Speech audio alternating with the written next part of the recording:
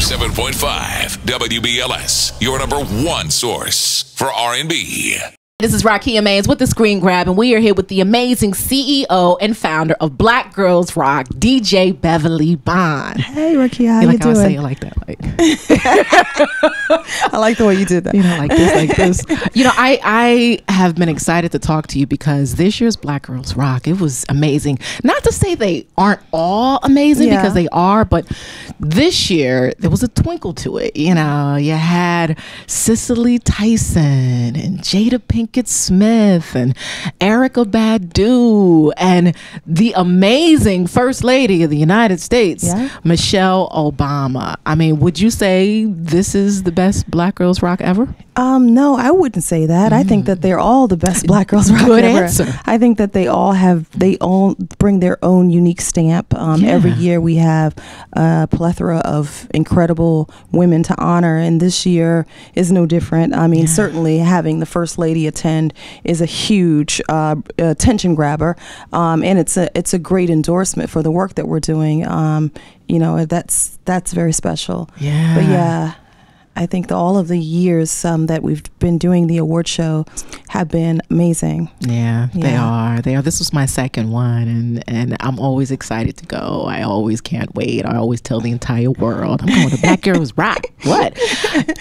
How do you go about choosing who to honor at Black Girls Rock, whether it be celebrities or the everyday visionary person? You had Nadia Lopez out at Mott Hall Academy in Brownsville, Brooklyn.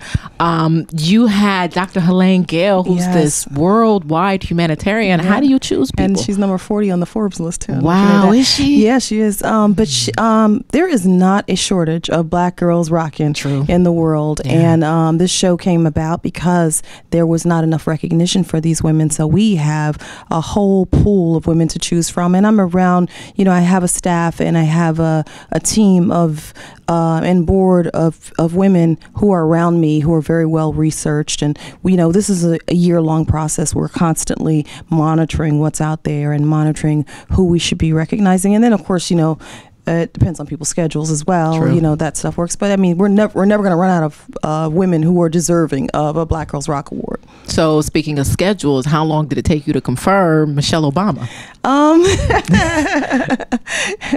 You know, a while, I imagine. So when you get that confirmation, what does that look like? Is it the bat line call? You know, of course, there's joy in your heart that she even wants to do it. You know, so you're like, okay, Michelle Obama's going to be on the award show. Then you can't tell not a soul. So, you know, we had to keep that all inside. And then you're still thinking, she's the First Lady, something could happen. And then as the days are going on and the Secret Service is coming and, you know, they're taking all of our information and everybody's being vetted, you're still thinking, you know, even though we know she's supposed to attend, she's the First Lady of the United States. So something could happen where she may not be able to attend. So you're never really thinking about it until like day of show. And day of show, when you walk in and you're like greeted with a Soul Train line of dogs. On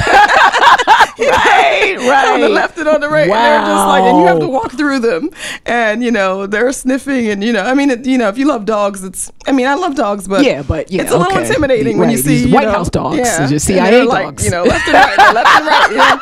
And so Secret Service dogs, so that's, you know, it ain't nobody smiling, you know, ain't nobody smiling. So, you know, that's like, it's like, okay, she's in this building, you know, or she's about to be in this building. So, I mean, you know, it was, it really hit me, I guess, at that moment, and then it hit me, of course, when she walked in, you know. Wow. Like, so what's she like? Have you met her before? I had never met her before. Down to earth? Yes, she was so down to earth. She was she wanted to stay for the entire show, and she did. She wanted to see the entire show from top to bottom. She was real supportive, and then she told me, you know, Beverly, I'm so proud of you, and I'm so proud of the work that you're doing. Wow. And she's like, you know, it's about time. She really wanted to come before, and this is when she, you know, had the first opportunity to come. So, you know, I mean, we're just thrilled. You know, that's amazing. Yeah, that's amazing. So there was backlash, of course, you know, which doesn't make sense. You know, people saying, oh, Michelle Obama, that's racist for her to be at Black Girls Rock. All girls rock. And when I saw that, I'm like, what are they talking about? What did you think? I mean, I thought she's a Black girl that rocks. Why wouldn't she be there? But I think that, you know, there is a real blind spot when it comes to privilege, when it comes to privilege in America and not understanding not understanding racism and the implications of that. And I think that it is very telling when people have no problem tuning into Black entertainment television, but when they're tuning in, they're offended by Black entertainment television celebrating Black women.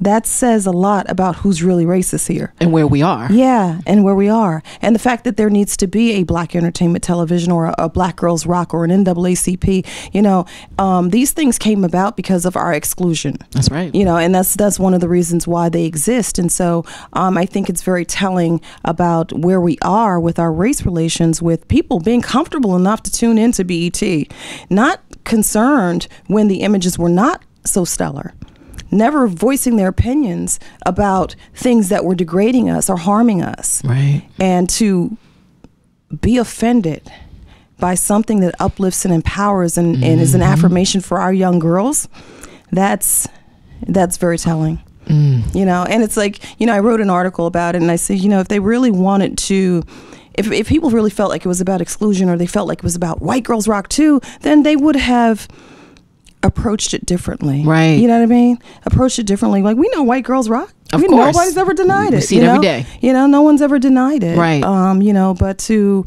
be offended that we have taken this issue of self-esteem in our own hands, the many messages that are directed towards Black women and girls that tell us that we are not good enough, that we're not beautiful enough, that we are not deserving enough.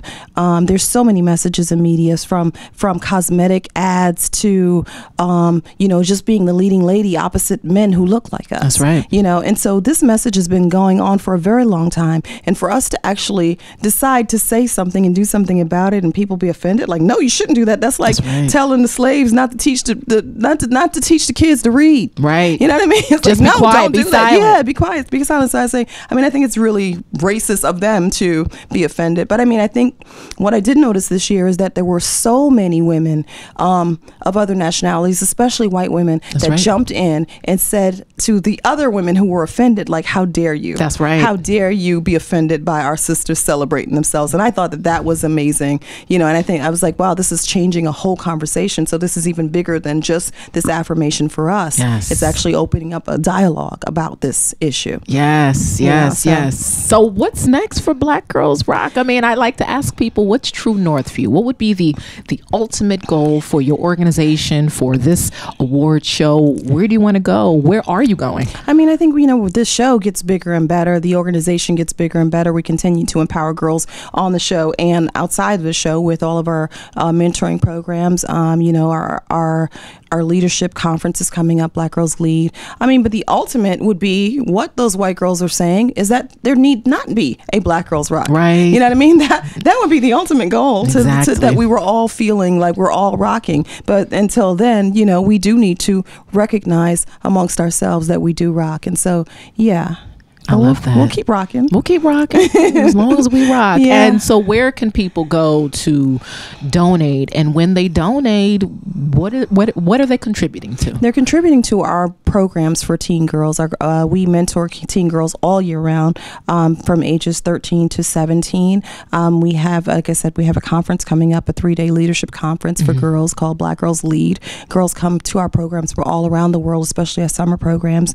And it focuses on leadership and just really art in excellence, and so we end cultural immersion and media literacy and financial literacy, and we have a program called Girls Rock Tech. So we have a lot of things that we're trying to instill in our kids. It's just we are the village, and we're just trying to be the village. And girls come from all backgrounds. They come from all economic backgrounds, which I think is a very interesting and effective way to mentor, to not just have one group of girls from one place, but to have this variety of girls from all kinds of experiences coming together to work on becoming their best and contributing their best to the world. That's so amazing. And for the guys, I hear guys, when we talk about Black Girls Rock, they're like, well, how come we can't do that? What about Black Men Rock? How come we can't get it together? What do you say to those guys that say that?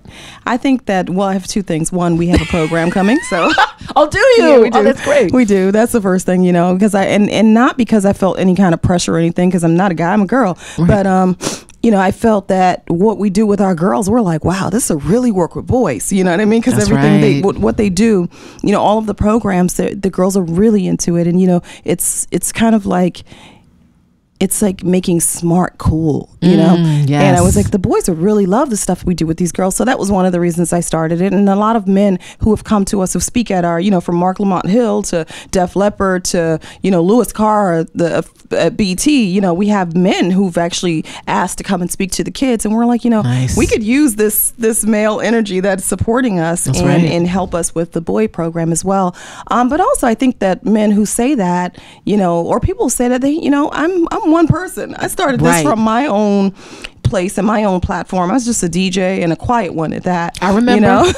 I've never spoken to Mike yet. Yeah. And so for me to use my platform to try to make a difference, it was my passion to do that. And I think anybody that has a passion and wants to see a change, they have to use their platform. Whether you're a poet or writer or whatever it is, you could be a biker and teach kids all about bike marathons or something. I don't know, but you can use. I started with just the DJing program, and that morphed into all of the other things. From the Digging in the Crates music and cultural literacy programs into, the college prep programs, into the Girls Rock Tech program. So I built it, and I think that we all have the ability to make a difference. Mm-hmm. We all have the ability to serve.